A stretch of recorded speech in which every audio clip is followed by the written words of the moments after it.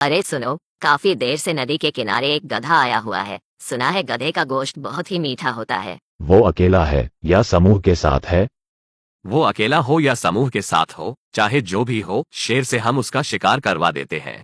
उसके बाद आराम से उसे खाएंगे। इस बात को सहमति देते हुए सियार ने कहा। ठीक है, मैं जाकर राजा से बात करता हूँ। सियार इतना कहकर सीधे शेर के पास पहुंचा और बड़े ही प्यार से बोला, महाराज, हमारा दूत खबर लेकर आया है कि एक गधा हमारे इलाके में आकर नदी के किनारे में खड़ा है। मैंने सुना है कि मनुष्यों के बीच में रहने वाले जानवरों का गोश्त एकदम राजाओं के खाने के लायक बहुत स्वादिष्ट होता है। अगर आप कहें तो मैं यह ऐलान करवा दूं कि वो गधा आपका शिकार है। सियार की चिकनी बातों में आकर शेर ने कहा, ठीक है, चलो चल कर देखते हैं। इतना कहते ही वह उस जगह पर पहुंच गया जहां गधा खड़ा था। शेर ने देखा कि वो गधा काफी दुबला पतला और कमजोर है और उसकी आंखें भी काफी पीली हो चुकी है।